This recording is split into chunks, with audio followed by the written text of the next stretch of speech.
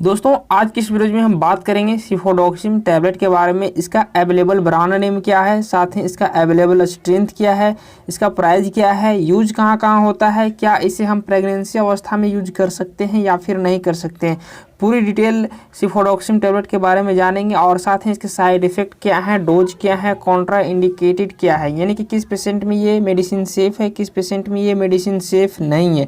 पूरी डिटेल में सिफोडोक्सिम टैबलेट के बारे में बात करेंगे, इसलिए आप वीडियो को कंप्लीट वॉच करें, वीडियो को बीच में कहीं भी स्किप ना करें, क्योंकि मेडिसिन के बारे में पूरी नॉलेज लेना ही बेहतर होता है। आधा अधूरा जानकारी जान के लिए घातक होता है, इसलिए आप वीडियो को कंप्लीट वॉच करें। तो चलिए वीडियो को शुरू करते हैं। सबसे पहले हम बात कर लेते हैं मार्केट में कौन कौन से ब्रांड नेम से आपको ये टैबलेट मिल जाएंगे। तो दोस्तों मार्केट में आपको स्विच 200, पॉलीपोड 50 DT के नाम से आपको मिलेंगे, साथ ही आपको स्विच SR 400 के नाम से मिलेंगे, साथ ही आपको मोनोसेफ O 200 और मोनोसेफ O 100 mg आपको मिल जाएंगे। ये रहा इसके कुछ मोस्ट पॉपुलर ब्रांड नेम। हो सकता है इन सभी ब्रांड नेम के अलावा भी मार्केट में बहुत सारे ब्रांड नेम अवेलेबल हैं, आपको दूसरे ब्रांड नेम से भी आपको ये टैबलेट मिल जाएंगे, लेकिन उसमें जो दवा का मूल नेम रहेगा वो आपको सिफोडोक्सिम ही रहेगा।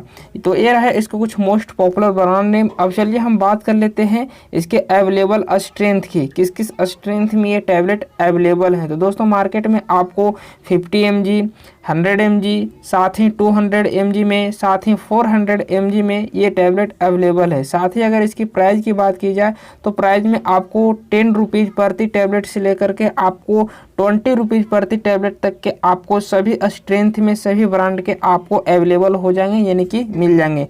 प्राइस उस समय के साथ ऊपर नीचे हो सकता है, लेकिन जो इसका अप्रोक्स प्राइस है वो आपको 10 से 20 रुपये के बीच में ही आपको मिल जाएंगे सभी स्ट्रेंथ में सभी ब्रांड में। अब चलिए हम इसके यूजेस के बारे में बात कर लेते हैं। तो दोस्तों सिफोडोक्सिम एक एंटीबायोटिक मेडिसिन है जिसका उपयोग है जो बैक्टीरियल इन्फेक्शन को ठीक करने में किया जाता है, जिसका मोस्ट पॉपुलर उपयोग है लंग्स इन्फेक्शन में, जिसे आप RTI भी कहते हैं, रेस्पिरेटरी ट्रैक्ट इन्फेक्शन, यानी कि यदि किसी पेशेंट को श्वसन तंत्र की बीमारियाँ हैं जिसमें आपको लंग्स में इन्फेक्शन हो गया हो, अस्थमा हो गया हो, सांस लेने में दिक्कत सा हो रहा हो, तो वहाँ पर आप ये एंटीबायोटिक का उपयोग ले सकते हैं। साथ ही ईयर में इन्फेक्शन हो गया हो, ईयर में पस चल रहा हो, ईयर में घाव हो गया हो, तो वहाँ पर आप इस मेडिसिन का उपयोग ले सकते हैं। साथ ही थ्रोट में इन्फेक्शन हो गया हो, यानी कि गले में सूजन हो गया हो, गले में किसी प्रकार का इन्फेक्शन हो गया हो, तो वहाँ पर आप ये मेडिसिन का उपयोग ले सकते हैं। साथ ही इसका अगला उपयोग है मेनिंजाइटिस में, मेनिंजाइटिस में भी आप इस मेडिसिन का उपयोग ले सकते हैं। साथ ही स्किन इन्फेक्शन में भी ले सकते हैं।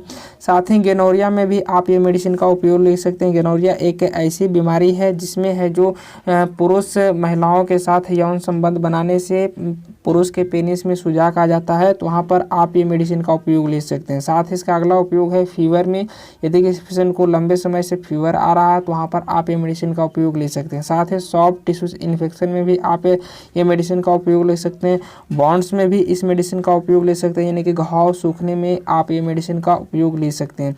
साथ ही इसका अगला उपयोग है UTI में, यानी कि यदि किसी पेशेंट को UTI है, यानी कि यूरिनरी ट्रैक्ट इन्फेक्शन हो गया हो, यानी कि पेशाब में जलन है, लहर है, तो वहाँ पर आप ये मेडिसिन का उपयोग ले सकते हैं। साथ ही इसका अगला उपयोग है पेल्विक इन्फ्लामेटरी डिजीज में, यानी कि PID के केसेस में भी आप इस मेडिसिन का उपयोग ले सकते हैं।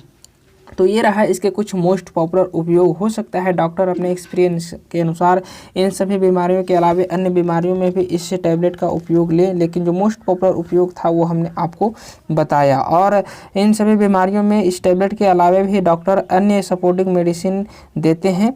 अब चलिए हम बात कर लेते हैं साइड इफ़ेक्ट के बारे में, इसके साइड इफ़ेक्ट क्या क्या हो सकते हैं। तो दोस्तों ऐसे तो बहुत कम साइड इफ़ेक्ट देखे गए, फिर भी यदि किसी पेशेंट को साइड इफ़ेक्ट होता है तो उसमें आपको नोजिया होना, डायरिया होना, हेडेच होना, यानी कि सर में दर्द हो सकता है, साथ ही आपको वोमिटिंग होना, एब्डोमेन पेन होना, ये सब आपको साइड इफ़ेक्ट देखने को मिल सकते हैं। हो सकता है इन सभी साइड इफ़ेक्ट के अलावा और भी आपको साइड इफ़ेक्ट देखने को मिल सकते हैं। तो अगर इस प्रकार का कोई भी साइड इफ़ेक्ट आपको देखने को मिले तो आप ये मेडिसिन लेना बंद करें और आप अपने डॉक्टर से संपर्क करें ताकि आपको फर्दर ट्रीटमेंट दिया जा सके। अब चलिए हम कॉन्ट्राइंडिकेटेड के बारे में बात कर लेते हैं, किसमें सेफ़ है किसमें अनसेफ है। तो दोस्तों आप सेफ़ की बात की जाए तो यहाँ पर आपको प्रेगनेंसी, ब्रेस्ट फीडिंग मदर जो माँ अपने बच्चे को दूध पिलाती है, साथ ही अल्कोहल और लिवर डिजीज वाले पेशेंट में ये मेडिसिन सेफ़ है, किसी प्रकार का कोई दिक्कत नहीं होगा। अगर अनसेफ की बात की जाए तो दोस्तों अनसेफ में आपको ड्राइव करना ना है, अगर आप ये मेडिसिन ले रहे हैं तो ड्राइव आप ना करें, अनसेफ है। साथ ही किडनी डिजीज वाले पेशेंट को आप ये मेडिसिन न दें।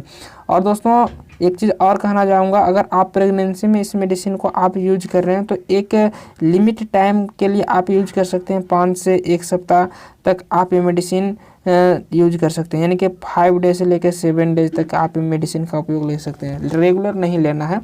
अब चलिए हम डोज के बारे में बात कर लेते हैं, इसका डोज क्या है। तो दोस्तों ऐसे तो डॉक्टर अपने एक्सपीरियंस के अनुसार डोज तय करते हैं और पेशेंट के कंडीशन के अनुसार डोज तय करते हैं, फिर भी हम नॉलेज के लिए आपको एडल्ट डोज बता देता हूँ। इसका एडल्ट डोज क्या है, तो दोस्तों इस मेडिसिन को आप खाने के बाद ही लें और दिन में आप 2 बार दे सकते हैं। 200 mg का 1 गोली सुबह और 1 गोली शाम आप दे सकते हैं। अगर आप ASR यूज कर रहे हैं, 400 mg का यूज कर रहे हैं, तो आप दिन में 1 बार ही आप ले सकते हैं। और बाकी चिल्ड्रन का डोज है जो 50 mg आप दिन में सुबह और एक शाम आप यूज कर सकते हैं। तो ये रहा इसके कुछ डोज, और उम्मीद करते हैं कि आज की इस वीडियो में आपको सिफोडोक्सिम टैबलेट के बारे में कंप्लीट जानकारी मिला होगा। अगर ये मेरा वीडियो आपको पसंद आया तो वीडियो को लाइक कीजिए, अपने फ्रेंड के साथ शेयर कीजिए। मन में कोई कन्फ्यूजन या फिर कोई सवाल पूछना है तो आप हमें कमेंट बॉक्स में कमेंट कर जरूर बताएं।